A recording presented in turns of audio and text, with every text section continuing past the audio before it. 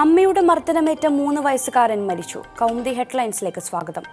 ആലുവയിൽ മാതാവിന്റെ മർദ്ദനത്തെ തുടർന്ന് ചികിത്സയിലായിരുന്ന 3 വയസ്സുകാരൻ മരിച്ചു. മരണകാരണം തലച്ചോറിനേറ്റ ക്ഷതമെന്ന് ആശുപത്രി അധികൃതർ. ഇന്ന് രാവിലെയോടെ ആരോഗ്യസ്ഥിതി വഷളായ കുഞ്ഞ് മരണത്തിന് കീഴടങ്ങുകയായിരുന്നു. കുട്ടിയെ മർദ്ദനത്തിനിരയാക്കിയ ജാർഖണ്ഡ് സ്വദേശിയായ അമ്മയെ പോലീസ് അറസ്റ്റ് ചെയ്തിരുന്നു. ശസ്ത്രക്രിയയ്ക്ക് ശേഷം കുട്ടിയുടെ തലച്ചോറിന്റെ പ്രവർത്തനത്തിൽ കാര്യമായ പുരോഗതി ഉണ്ടായിട്ടില്ല എന്ന് ആശുപത്രി അധികൃതർ അറിയിച്ചിരുന്നു. അംഗം മുറുക്കി. ലോക്സഭാ തെരഞ്ഞെടുപ്പ് പ്രചാരണം അവസാന 3 ദിനങ്ങളിലേക്ക്. വരുന്ന ചൊവ്വാഴ്ച 3ാം ഘട്ട വോട്ടെടുപ്പിൽ കേരളത്തിലെ 20 മണ്ഡലങ്ങളിലും ജനങ്ങൾ വിധിയെഴുതും. ഞായറാഴ്ചയാണ് പരസ്യ പ്രചാരണത്തിന് കലാശക്കൊട്ട്. ഇനിയുള്ള നിർണായക ദിനങ്ങളിൽ പഴുതുകളെല്ലാം അടച്ച് ജയമുറപ്പിക്കാനുള്ള തന്ത്രങ്ങളിലാണ് മുന്നണികളും സ്ഥാനാർത്ഥികളും. AICC general secretary Priyanka Gandhi നാളെ വയനാട് പാർലമെന്റ് മണ്ഡലത്തിലെ വിവിധ പരിപാടികളിൽ പങ്കെടുക്കും. കണ്ണൂർ വിമാനത്താവളത്തിലെത്തുന്ന പ്രിയങ്ക ഗാന്ധി 10:30 മാനന്തവാടിയിൽ പൊതുയോഗത്തിൽ സംസാരിക്കും. പുൽവാമ ആക്രമണത്തിൽ വീരമൃത്യു വരിച്ച സൈനികൻ വസന്തകുമാറിന്റെ കുടുംബത്തെയും സന്ദർശിക്കും. പിന്നീട് പുൽപ്പള്ളിയിൽ കർഷക സംഗമത്തിലും നിലമ്പൂരിലെയും അരീക്കോട്ടിലെയും പൊതുയോഗങ്ങളിലും പങ്കെടുക്കും. വിശ്വാസത്തെ വിടാതെ മോദി.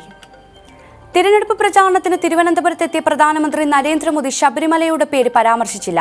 എന്നാൽ ദൈവത്തിന്റെ പേര് പറഞ്ഞാൽ കേരളത്തിൽ അറസ്റ്റ് എന്ന് പ്രധാനമന്ത്രി ആവർത്തിച്ചു. ഈശ്വരന്റെ പേര് പറയുന്നവരെ കള്ളക്കേസിൽ കൊടുക്കുന്നു, ഇവിടെ ലാത്തി ചാർജ് നടത്തുന്നുവെന്നും പ്രധാനമന്ത്രി കുറ്റപ്പെടുത്തി. വീണ്ടും അധികാരത്തിലെത്തിയാൽ വിശ്വാസ പ്രമാണങ്ങൾക്ക് ഭരണഘടനാപരമായ സംരക്ഷണം നൽകും. കോടതി മുതൽ പാർലമെന്റ് വരെ വിശ്വാസ സംരക്ഷണത്തിനായി പോരാടും. രാഹുൽ ഗാന്ധിയുടെ വയനാട്ടിലെ മത്സരത്തെ മോദി വിമർശിച്ചു. കോൺഗ്രസ് അധ്യക്ഷൻ പാർലമെന്റിലെത്താൻ വയനാട്ടിൽ വരേണ്ടി വന്നു. ദക്ഷിണേന്ത്യക്ക് സന്ദേശം നൽകാനെങ്കിൽ പത്തനംതിട്ടയും തിരുവനന്തപുരവും ഒഴിവാക്കിയതെന്തിനെന്നും മോദി ചോദിച്ചു.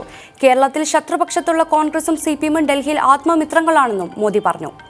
സംസ്ഥാന സർക്കാരിനെതിരെ ഇന്നലെ ഗുരുതര ആരോപണങ്ങളാണ് മോദി ഉന്നയിച്ചത്. മുഖ്യമന്ത്രിയും മന്ത്രിമാരും അഴിമതിക്കാർ. ദുരിതാശ്വാസത്തിനായി നൽകിയ പണത്തെ പോലും വെറുതെ വിട്ടില്ല. പ്രളയമുണ്ടായത് സർക്കാരിന്റെ അനാസ്ഥ മൂലമെന്ന് തെളിഞ്ഞതായി മോദി പറഞ്ഞു. രാജ്യം സുരക്ഷിതമെന്ന് പറഞ്ഞ മോദി സുരക്ഷയൊരുക്കാൻ ശാസ്ത്രജ്ഞർക്ക് അധികാരം നൽകിയെന്നും വ്യക്തമാക്കി. TP സെൻകുമാറിനെ വേദിയിലിരുത്തി നമ്പി നാരായണനെ പുകഴ്ത്താനും മോദി മറന്നില്ല. കേരളത്തിന് ജാഗ്രത. കേരളത്തിൽ ഇടിമിന്നലോട് കൂടിയ ശക്തമായ മഴയ്ക്ക് സാധ്യത. മലപ്പുറം, പാലക്കാട്, വയനാട്, കോഴിക്കോട്, തൃശൂർ എന്നീ ജില്ലകളിൽ ഉരുൾപൊട്ടാൻ സാധ്യതയുണ്ട്. മണിക്കൂറിൽ 50 മുതൽ 60 കിലോമീറ്റർ വേഗതയുള്ള കാറ്റുണ്ടായേക്കുമെന്ന് കാലാവസ്ഥാ നിരീക്ഷണ കേന്ദ്രം.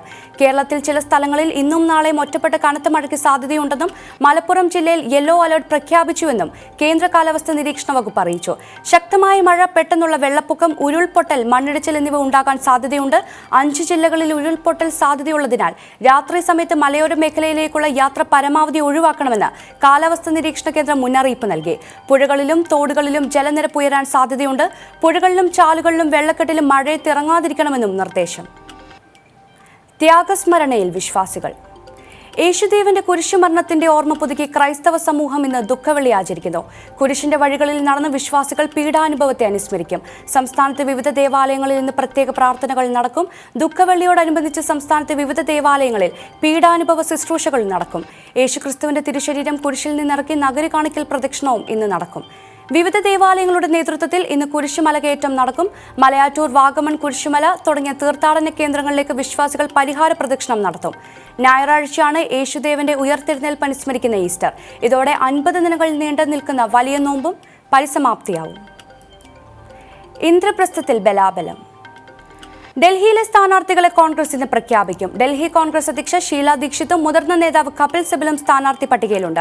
മുഴുവൻ സീറ്റുകളിലും ഒറ്റയ്ക്ക് മത്സരിക്കാനുള്ള കോൺഗ്രസ് തീരുമാനം ആം ആദ്മി പാർട്ടിയുമായുള്ള സഖ്യ ചർച്ചകൾ പരാജയപ്പെട്ട സാഹചര്യത്തിൽ. അതിനിടെ ആം ആദ്മി സ്ഥാനാർത്ഥികൾ പത്രികാ സമർപ്പണം തുടങ്ങി. സുദീർഘമായ ചർച്ചകൾക്കൊടുവിലും ഡൽഹിയിൽ AAP കോൺഗ്രസ് സഖ്യം സാധ്യമാകാതിരുന്നതോടെ നേരത്തെ തയ്യാറാക്കിയ സ്ഥാനാർത്ഥി പട്ടികയുമായി മുന്നോട്ടു പോവുകയാണ് കോൺഗ്രസ്. കൗമുദി ഹെഡ്ലൈൻസ് സമാപിക്കുന്നു. പുതിയ വാർത്തകളുമായി 1 മണിക്കൂറിന് ശേഷം സേതു ലക്ഷ്മി ചേരും. നമസ്കാരം.